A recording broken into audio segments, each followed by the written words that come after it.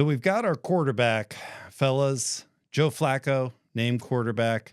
Very exciting and predicted by a couple of us there to see Joe starting off this season. Let's get a win against the Bengals. But we've got one more preseason to go. We do have Joe that has been named here as our starter. Look at that. The prototypical quarterback that's going to be leading this team to a string of victories to start the year. But before we get there, we have got the Rams this week. But yeah, Drew, let's go to you first here. Mm-hmm. Shedeur, not the starter. Probably not a surprise there, but no. Joe Flacco, what do you think about the depth chart now? I'm thrilled with it. I didn't think that this was what would happen before Kenny Pickett injured his hamstring. I was convinced that Paul DePodesta would phone in and make a decision on the roster to the detriment of the team, much like he did last season and the season before that and the season before that. I'm thrilled. I think Joe Flacco gives them the best chance to win. I think he's a professional. I think that Dillon, Gabriel, and Shedeur Sanders can learn some things from him. Stylistically, they don't exactly look very similar. They have very different strengths and weaknesses. But Joe Flacco plays in rhythm. He tries to get rid of it on time. He throws with anticipation. And yeah, he'll take some risks. He has a bigger arm than probably either of those two do. But I think he gives them the best chance to win. One of the things that I'm looking at is they will probably be the first team in like 25 years to keep 4 quarterbacks on the roster when the cut to 53-man roster happens. I look back at this. It's like the 2000 Patriots were the last team to do this with like Bledsoe and Brady, and I forget who else was there. It doesn't matter. But assuming that's the case, what does the rest of the roster look like, right? It probably means 3 running backs. It probably means 5 wide receivers, one of which might have to double as the kick or the punt returner. Probably you keep 3 tight ends, but you certainly can't keep 4 if that's the case. And you might end up with 1 fewer offensive lineman. You might only be able to keep 9 of those. Again, you don't have to make every one of those, but there's going to have to be some type of interesting dynamic. You're going to have to be almost man down at one of those other positions on offense if you're going to keep 4 quarterbacks. So that's certainly something I'm looking towards as we get ready to wrap up the preseason here in about a week. Eric, do we trade someone? Do we go with 4? Yeah. What do you think about trading someone at this point? Well, I'm definitely, and I think I've said this on the podcast, but forgive me if I have not. But I'm really looking to move Kenny Pickett to a veteran needy team. I'm not sure what we can get back for him. Hoping more than the 5th round we gave up for him, but that might be a long shot.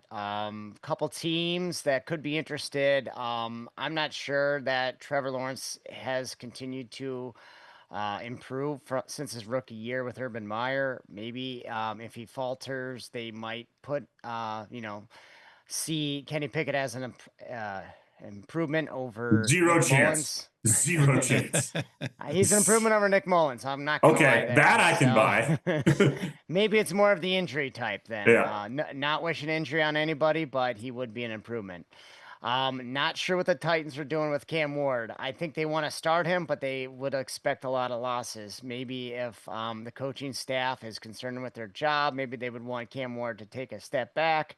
They have Brandon Allen as their backup. So again, I could see an improvement over Brandon Allen, but that's only if they're not fine with starting Cam Ward immediately. The Jets also doesn't have a great quarterback situation. Shockingly, I know. Maybe they can, have Pickett kind of. I know Justin Fields has looked up and down. I don't know what they're trying to do there. I think they're in a tough division, anyways. That might be a fruitless one, but it's the Jets. You never know what they're going to do. And then a sneaky one, it would be the Minnesota Vikings. If JJ McCarthy fails in delivering his high expectations as a first round pick, I could see Kenny Pickett being the better option than Sam Howell. So, yes, I would gladly jettison Kenny Pickett. Hopefully, we can get a fourth for him. That's probably a lot of asking. Realistically, a sixth or seventh, which isn't much, but that kind of opens the door for Sanders and Gabriel to get some playing time on this roster, hopefully in mop-up duty and a big victory, but realistically, probably after week 6 or 7 when the schedule softens up. Um, you know, each guy kind of brings something unique and different to the team. I really liked what Sanders did, getting the ball downfield, fitting the ball in tight windows. Gabriel, not as aesthetically pleasing, but he was able to convert third downs on Saturday. I understand it's preseason. You could say the same for Sanders. But if it's just dinking and dunking, but you're moving the sticks, that's something that the Browns could definitely use. We've had a lot of 3-and-outs in the last 25 years, so really, really intrigued to see what the trio of Flacco, Gabriel, and Sanders can do in lieu of hopefully Kenny Pickett, who is on another roster in the coming days or weeks. I enjoy how you just threw the Dillon Gabriel low lights at us as we were talking about some of the things that he can do. Like we had a whole package of like, hey, Dillon Gabriel's not bad, and boom, here's a bad interception, here's a bad fumble. I like Dillon Gabriel. I'm sorry for the timing there, but I'm trying to use these graphics. There's lots of highlights, and what a start for Dillon Gabriel. He had an incredible start, and a lot of the mistakes, maybe not pointing to him. I think Kevin Stefanski would be rooting for that too, of maybe not him. Hey, Kenny Pickett, he was supposed to be the next Sam Darnold for the Browns, I think as originally devised. Maybe he could be the next Sam Darnold for the Vikings, as you mentioned, Eric. That's a good point. But Drew, going back to your point, you had, like, what does the rest of the roster look like if we have 4 quarterbacks? I think there are some big questions. We just signed Isaiah Bond. We're still waiting on Quinshon Judkins. Some questionable background or, recent activities for both of these players, which is concerning. Definitely creating a track record for Andrew Berry in this organization, which is challenging to move forward on. But at least depth chart wise, playing on the field, adding Isaiah Bond. Drew, what do you think about the pickup and how both the receivers and the running backs are rounding out here? Yeah, a bit of the old Cleveland Mean Machine from the Adam Sandler The Longest Yard movie here, so to speak. It's not a great trend, certainly. Now, with that said, if you had told me in late November, maybe December, that the Browns in this draft were going to get, first of all, a first-round pick next year, but also Mason Graham, Shedeur Sanders, Isaiah Bond, Quinshon Judkins, Harold Fannin, and the best linebacker available.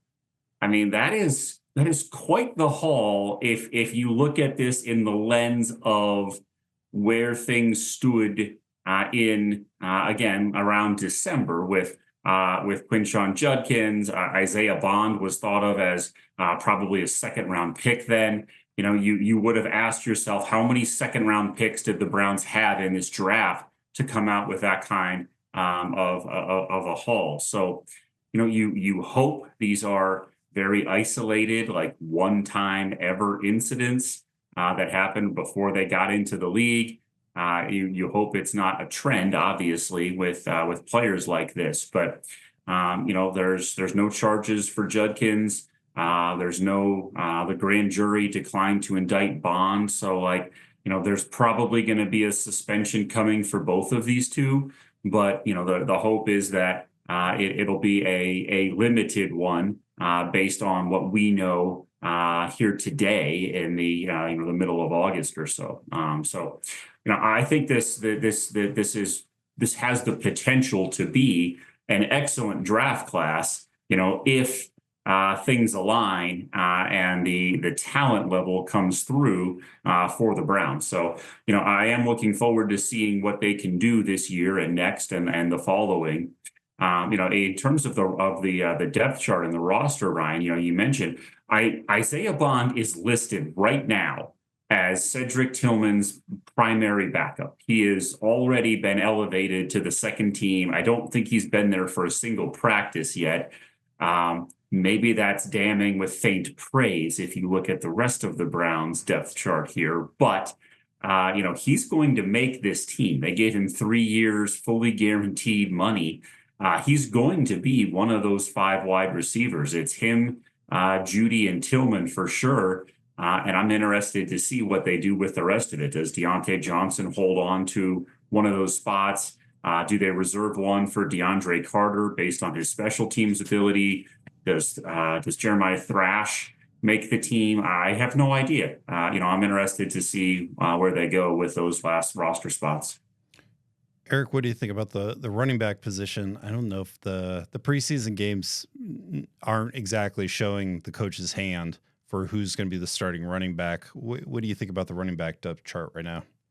Yeah, and I don't really expect them to do that because it only sets you up for injuries. And so I'm glad they're kind of, not going into that regard. But start the season, I think Jerome Ford should be getting the bulk of the carries. He's been established 4-year pro. He's shown his ability to have a burst at times. So again, expect him with the bulk of the carries. And I like to see what Dillon Sampson can do, especially off tackle or on those wide zone plays, as he's the home run hitter.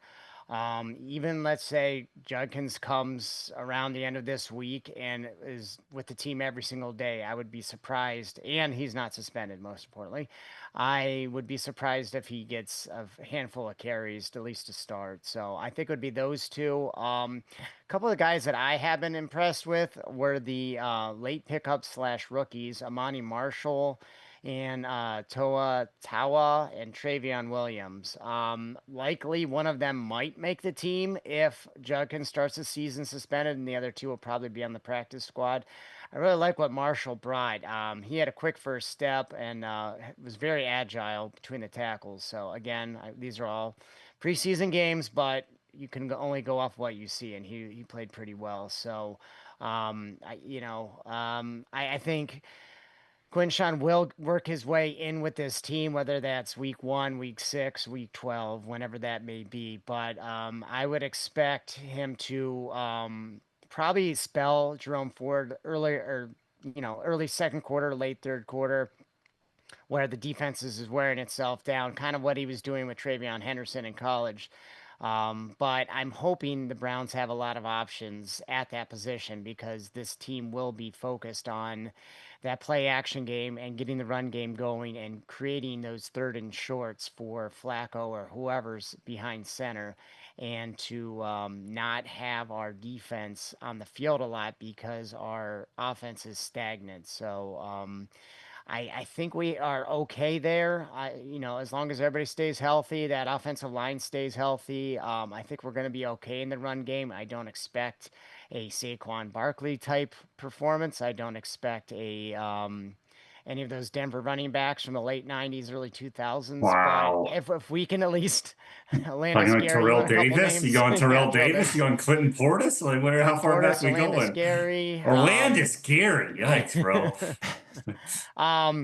So anyways, yeah, so I think they're gonna be fine. I'm really intrigued to see what we can do. We actually have good offensive coaches this year, unlike last year, so that should really help. But yeah, I think Stefanski is really gonna work his magic with this offense and make them at least respectable, which is too much to ask in some years, but not this year.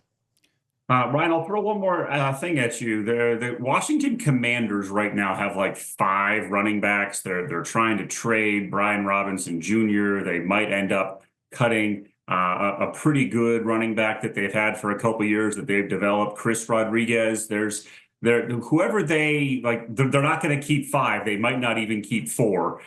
So whoever they cut, that's somebody to look out for if the Browns are looking for that third running back. Should Judkins be facing a suspension, there's a potential for somebody who's not on the roster right now to take that spot. Tolatawa was with Michigan's UFL team So connection to the Rock. He's an Oos. So is he also a part of the bloodline? Might be a a good option at running back, at least for telling that story. Let's get into the next topic here. Rams at Browns, first preseason game in Cleveland. Rams, some discussions around Matt Stafford. I don't know if we'll see him, but he's been dealing with some back issues. We definitely won't see him. But we might see Stetson Bennett, who lit it up in the last preseason game for the Rams. Eric, let's go to you first. What are you expecting here with this upcoming game against the Rams? Well, the rumors are that the Rams will not only not play their starters, but not even have the starters travel for the game, flying all the way from LA to Cleveland. So I would expect from the Browns side to see the starters get a series or two, and I'm hoping the quarterback situation, Gabriel and Sanders, can each get a quarter and a half. I don't know if Pickett's going to play or not, so I'm just hoping those two rookies can at least get quarter, half. I don't know what strings would even be in for the Rams at that point, but it's more time that they can have on the field with their teammates. So I like to see them both, perform well and continue to look like competent quarterbacks. With the running backs and wide receiver positions still kind of in flux, especially with the potential suspensions. I already mentioned a few running backs, but I like to see if one of those could be potentially the third back if they don't sign one of the Washington backs, or if Judkins is suspended. Maybe we'll have a Isaiah Crowell-like breakout for somebody in their last preseason game like he did about 10 years ago or so. Receiver-wise, is Gage Larvin that last guy? Is that too much to ask? Will he just be a practice squad player? Caden Davis, Quinshon, just throw him the damn ball. Johnson, not that Quinshon Johnson. Well, what will he be on this team? Pulling some names here, man. This is like, even for you, I'm impressed. I don't think the younger audience gets that Quinshon No, reference. I don't. There's not many people he's named that anybody under the age of 40 is going to know. Like, good for him. Keep going. We're almost there. Defensively, KJ Henry, he had that pick six. Is it a one-hit wonder? Will he, turn that into at least a practice squad capability? Alex Wright and Isaiah McGuire, who will be the guy opposite Myles Garrett? Will they supplant Joe Shoyinka? I'm fine with the linebackers. Just don't embarrass yourselves. I think they're okay. I don't even have to see anything. And then at secondary, I like what Dom Jones is doing at cornerback as a rookie. Again, he might be a practice squad guy, but maybe he'll leapfrog somebody like Miles Harden or Tony Brown. And then I'm really hoping that Nick Needham can be this generation's David Risky, if you think about it. We need him out there. We need him here. We need him there. There's going to be all kinds of Needham jokes, let me tell you. That is atrocious. If nothing else, to get under please shut this down. This is outrageous. Drew, I'll bring it back. We're good there. One thing that we were finding some pleasure on, maybe one of the good things that Dillon Gabriel did was he didn't try and make an attempt on the interception good tackle. Good for you working this in. Boom. Look at him just get absolutely wrecked. Two guys just crush him. Look at that. I want to see it again. Look at the defensive tackle just bodies him first, and then the other guy comes in and it's preseason quarterbacks. Don't get hurt. Don't try and make a tackle. Just slowly jog off to the sidelines. Dillon Gabriel, we applaud not getting in the way after that interception. Who cares? Drew, what are your expectations for this last game? Are we going to see Shedeur sort of come back to life?